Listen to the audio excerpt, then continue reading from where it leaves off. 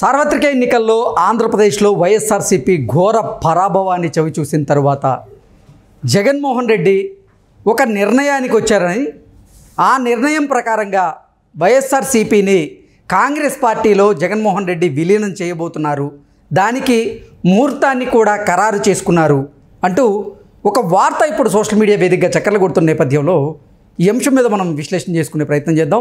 ప్రస్తుతం మనతో పాటు ఉన్నారు ప్రముఖ రాజకీయ విశ్లేషకులు, ప్రముఖ సీనియర్ జర్నలిస్ట్ సిఎస్ రావు గారు. సార్తో మాట్లాడదాం. సార్ నమస్తే. సార్ నమస్తే. ఆంధ్రప్రదేశ్లో ఊహించని ఓటమి తరువాత జగన్మోహన్ రెడ్డి తన పార్టీని ఎలా రక్షించుకోవాలి అనే అయోమయంలో పడ్డారని, ఇప్పుడు ఒక నిర్ణయానికి వచ్చి వైఎస్ఆర్సీపీని కాంగ్రెస్ పార్టీలో విలీనం చేసేందుకు సిద్ధమయ్యారని, దానికి ముహూర్తం కూడా ఖరారు చేశారు అంటూ ఒక వార్త ఇప్పుడు సోషల్ మీడియాలో చక్కర్లు కొడుతూ ఉంది. ఏంటి సార్, ఆ వార్తలో వాస్తవం ఉందా?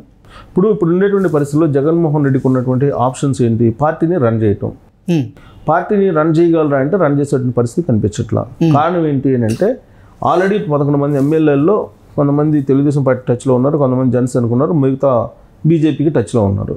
సో వాళ్ళని కాపాడుకోవడం అనేది ఆయన వల్ల అయ్యేటువంటి పరిస్థితి కాదు అనేది రివ్యూ మీటింగ్ చేసుకున్న తర్వాత ఆయనకు అర్థమైంది. తాడేపల్లిలో 2 రోజుల క్రితం ఆయన ఎమ్మెల్యేలు రమ్మంటేనే అందరూ ఎమ్మెల్యేలు రాలా, మాజీ ఎమ్మెల్యేలు వాళ్ళు వచ్చారు, అంతే తప్ప అసలు గెలిచినటువంటి ఎమ్మెల్యేలు రాలా.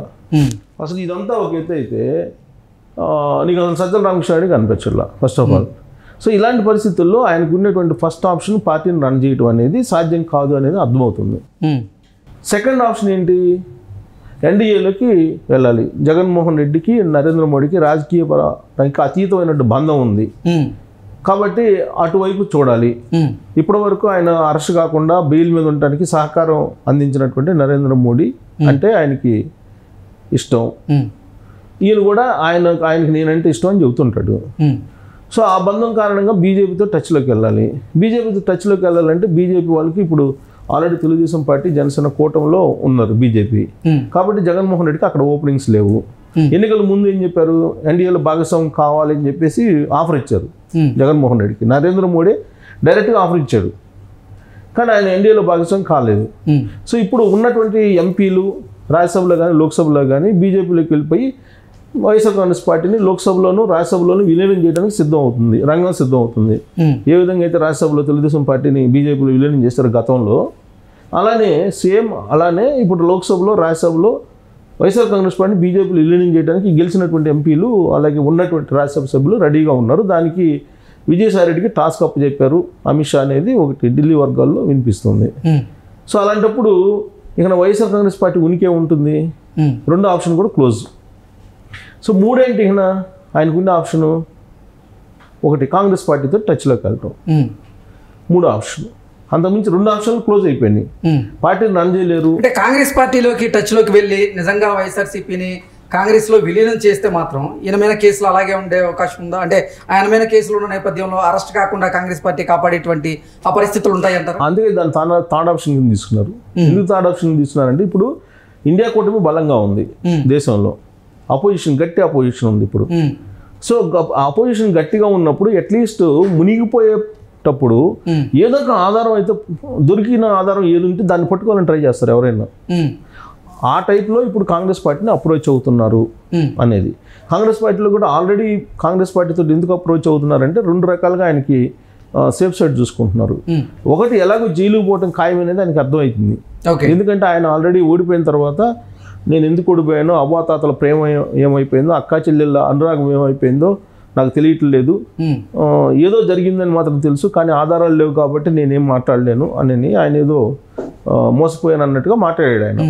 సో మోసపోయానని చెప్పి మాట్లాడినటువంటి ఆయన ప్రజల్ని ఆయన మోసం చేశాడు అనేది ఆయనకు అర్థం కావట్లా. భారతదేశ చరిత్రలో ప్రజల్ని నాయకులు మోసం చేశారు తప్పితే ప్రజలు నాయకుల్ని ఎప్పుడు మోసం చేయాల. నాయకులే ప్రజలను మోసం చేసినటువంటి సందర్భాలు అనేక ఉన్నాయి. ప్రతిసారి వాళ్ళే మోసం చేస్తుంటారు ప్రజల్ని. ప్రజలు ఎప్పుడు మోసం చేయాలి నాయకుల్ని. ఆయన మాత్రం రివర్స్లో చెప్పాడు.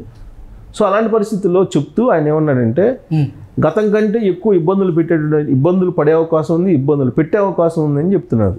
ఆయనే చెప్పాడు. అంటే దాని అర్థం ఏంటి? మళ్ళీ జైలుకి పంపించబోతున్నారు అనేది ఆయనకే అర్థమైపోతుంది. అదే కదా, ఇంకంతకన్నా ఏముంది?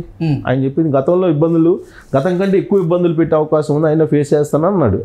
అవన్నీ ఎదుర్కోవడానికి సిద్ధం అన్నాడు. అంటే డైరెక్ట్గా ఆయన చెప్పింది ఏంది ఇండైరెక్ట్గా జైలుకు మళ్ళీ పంపించబోతున్నారు, జైలుకి పోవాల్సి వస్తుంది అనేదే కదా. అందుకని ఇబ్బందులు ఏమిటి, గతంలో పెట్టిన ఇబ్బందులు అయ్యే కదా. అంటే జైలుకి వెళ్ళిపోతున్నాడు. జైలుకి వన్స్ వెళ్ళిన తర్వాత జగన్మోహన్ రెడ్డి అసలు ఇప్పుడున్నట్టు పరిస్థితులు పార్టీ నిలబడుతుందా? నిలబడే అవకాశం క్వశ్చనే లేదు. గతంలో అంటే అట్లీస్ట్ షర్మిల ఉంది, అలాగే విజయమ్మ తల్లి ఉన్నారు. తర్వాత జగన్మోహన్ రెడ్డి మీద హోప్స్ ఉండేవి ప్రజలకు అప్పుడు. ఇప్పుడు హోప్స్ పోయినాయి. 5 సంవత్సరాల పరిపాలనలో హోప్స్ ఏ విధంగా పోయినాయి అనేది రిజల్ట్ చెప్తుంది. అలాంటి పరిస్థితుల్లో పార్టీ మనుగడ కష్టం అవుతుంది.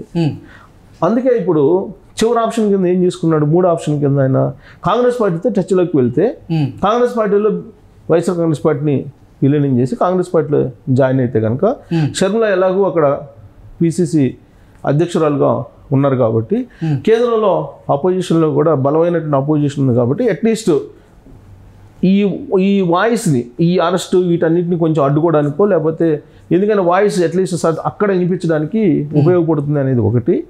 ప్లస్ ఈ ఉన్నటువంటి ఎంపీల్లో ఒకళ్ళిద్దరన్నా మళ్ళీ కాంగ్రెస్ పార్టీతో కలిస్తే కనుక ఉంటారు, లేదా ఇక్కడ ఉండేటువంటి ఎమ్మెల్యేలు కూడా ఒకళ్ళు కాంగ్రెస్ పార్టీతో ఉంటారు, నేషనల్ పార్టీ కదా అనేటువంటి ఒక ఒపీనియన్ ఉండొచ్చు ఆయనకి.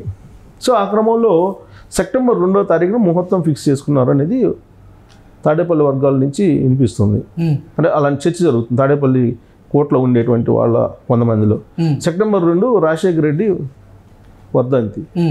ఆ సందర్భంగా ఇడుపులపాయకి వెళ్ళి, ఇడుపులపాయలో ఆల్రెడీ ఇప్పటికే షర్మిల అలాగే జగన్మోహన్ రెడ్డి మధ్య రాయబారాలు నడుస్తూ ఉన్నాయి. ఈ రాయబారాలు కాస్త సెప్టెంబర్ 2వ తారీఖు నాటికి కొంచెం ఒక కొలిక్కి వచ్చే అవకాశం ఉంది. సో ఆ సందర్భంగా రాజశేఖర రెడ్డి సమాధి దగ్గరికి వెళ్ళి నివాళులు అర్పించి వైఎస్ఆర్ కాంగ్రెస్ పార్టీని కాంగ్రెస్ పార్టీలో విలీనం చేస్తున్నాను, తండ్రి రాహుల్ గాంధీని ప్రధానమంత్రిని చేయటమే తన లక్ష్యం అని చెప్పాడు కాబట్టి తండ్రి కోసం నేను రాహుల్ గాంధీని ప్రధానమంత్రిని చేయడానికి ఈ పార్టీని కాంగ్రెస్ పార్టీలో విలీనం చేస్తున్నానని చెప్పేటువంటి అవకాశం ఉంది అనేది ఇప్పుడు రాజకీయ వర్గాల్లో ఆంధ్రప్రదేశ్లో బాగా ప్రాచుర్యంలోకి వచ్చినటువంటి ఒక అంశంగా కనిపిస్తుంది. అంటే రాహుల్ గాంధీ ప్రధానమంత్రి చేయడం తన జీవిత లక్ష్యం అని చెప్పి రాజశేఖర రెడ్డి చెప్పారు బతికున్న రోజుల్లో. అది నెరవేరాలంటే వైఎస్ఆర్ కాంగ్రెస్ కాంగ్రెస్ పార్టీలో మెర్జ్ చేయడం ఒకటే మార్గం. ఒకటి. రెండు ఏంటంటే ఇది చేసినందువల్ల బెనిఫిట్ ఏంటంటే ఇప్పుడు ఆల్రెడీ కేసీ వేణుగోపాల్ శివకుమార్ తోటి టచ్లోకి వెళ్ళారని చెప్పి వినిపిస్తుంది. ఎవరు? జగన్మోహన్ రెడ్డి. శివకుమార్ అత్యంత సన్నిహితుడు వైఎస్ ఫ్యామిలీకి. బెంగళూరు కేంద్రంగా చేసుకుని, కర్ణాటక కేంద్రం చేసుకుని భారీ ఎత్తున వ్యాపారాలు చేసినటువంటి జగన్మోహన్ రెడ్డికి అన్ని రకాలుగా అండదండలు ఇచ్చింది శివకుమార్. ఇప్పుడు కర్ణాటకలో శివకుమార్ గారు కానివ్వండి, సోనియా గారు, అలాగే రాహుల్ గారు జగన్మోహన్ రెడ్డి జైలుకి వెళ్లకుండా ఆపగలరా అంటే? ఆపలేరు వాళ్ళు. అట్లీస్ట్ జగన్మోహన్ రెడ్డిని అన్యాయంగా అరెస్ట్ చేశారనేటువంటి వాయిస్ వినిపించడానికి అవకాశం ఉంటుందిగా. లేదంటే ఆ వాయిస్ కూడా వినిపించరు కదా. బలమైనటువంటి ప్రతిపక్షంతో లేకపోతే వాయిస్, రెండో వాయిస్ బయట రాదు. కాబట్టి అట్లీస్ట్ వాయిస్ వినిపించడానికి నీకు ప్రతిపక్షం అనేది లాస్ట్ ఆప్షన్. అందుకే 3వ ఆప్షన్ కింద తీసుకుంటారు. సో లాస్ట్ ఆప్షన్ అది, అంతకుమించి లేదు కదా. ఇప్పుడు 2 ఆప్షన్లు మూసుకుని పోయినాయి. అలాంటప్పుడు 3వ ఆప్షన్ కింద తీసుకుంటారు కదా. తీసుకున్నప్పుడు అట్లీస్ట్ చట్టసభల్లో ఢిల్లీ లెవెల్లో జగన్మోహన్ రెడ్డి జైలుకు పోయే అంశాన్ని వాళ్ళు వినిపించే అవకాశం ఉంది. ప్లస్ ఇప్పుడు ఏంటి, కేసీ వేణుగోపాల్తో టచ్లోకి వెళ్ళారు ఈయన. అసలు ఎలక్షన్ ముందే వెళ్ళారని చెప్పి ఒక లీక్ ఉంది, రాజకీయంగా చర్చ నడిచింది. ఎన్నికల ముందే వెళ్ళాడు కేసీ వేణుగోపాల్తో టచ్లోకి జగన్మోహన్ రెడ్డి అని. అలాగే ఇప్పుడు శివకుమార్ తోటి అన్ని ఆపరేషన్స్ మొత్తం చేస్తూ ఉంటుంది వైఎస్ ఫ్యామిలీ. నీకు లాస్ట్కి సూర్యుడు కూడా శివకుమార్తో టచ్లో ఉంటాడు. సో ఇవంతా కూడా వైఎస్ ఫ్యామిలీ శివకుమార్ చుట్టూ తిరుగుతూ ఉంటుంది. శివకుమార్ ఆపరేషన్ చేస్తున్నారు. ఈ ఆపరేషన్ అంతా పూర్తి చేయడానికి సెప్టెంబర్ 2వ తారీఖు లోపల పూర్తి చేసి సెప్టెంబర్ 2వ తారీఖున ఈ విలీనం ప్రక్రియ అనేది మొత్తం ముగించాలి అనేది. ఎందుకనంటే వైఎస్ఆర్ కాంగ్రెస్ పార్టీ యొక్క కోర్ ఓట్ బ్యాంకు క్రిస్టియన్, ముస్లిం ఓట్ బ్యాంకు. ముస్లిమ్స్ అలా మొన్న ఎలక్షన్లో వేయలేదు వాస్తవంగా, వైఎస్ఆర్ కాంగ్రెస్ పార్టీకి వేయలే నిన్న జరిగినటువంటి ఎలక్షన్లో. కానీ కాంగ్రెస్ పార్టీకి అయితే వేస్తారు ముస్లిమ్స్, వైఎస్ఆర్ కాంగ్రెస్ పార్టీకి వేయలే. వైఎస్ఆర్ కాంగ్రెస్ పార్టీకి వచ్చినటువంటి కోర్ ఓట్ బ్యాంక్ ఏంటంటే కేవలం క్రిస్టియన్ ఓట్ బ్యాంకే. అది కూడా క్రిస్టియన్ మాల ఎక్కువ ఓట్ బ్యాంకు. మిగతాది కొంత సామాజిక వర్గం పరంగా రెడ్డి సామాజిక వర్గానికి సంబంధించినటువంటి కొంత మిగతా కొంచెం కూడా అక్కడక్కడ వేశారు. వాస్తవంగా వాళ్ళకి వచ్చింది 39% అండి.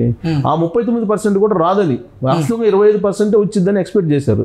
ఈయన ఏదో ఈవీఎంలు ఢిల్లీ వెళ్ళి ఏదో చేశారని చెప్పి ఆయన మీద ఆరోపణలు వచ్చింది జగన్మోహన్ రెడ్డి మీద. మామూలుగా అయితే 25% లోపే వస్తుందని. ఇప్పుడు కాంగ్రెస్ పార్టీ చీల్చుకోవాలా యాక్చువల్ ఈ ఎలక్షన్లో.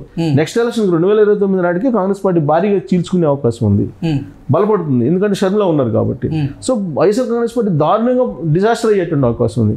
సో కాబట్టి అన్ని రకాలుగా నష్టపోతారు. కాబట్టి రెండు పార్టీలు కలిసి ఉంటావు అని అంటే అది కుదరదని చెప్పి సోనియా గాంధీ చెప్పినట్టు తెలుస్తుంది.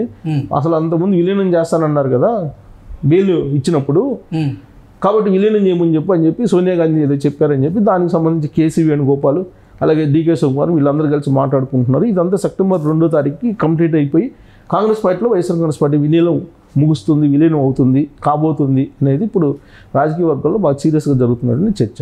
Okay sir, thank you so much. Thank you.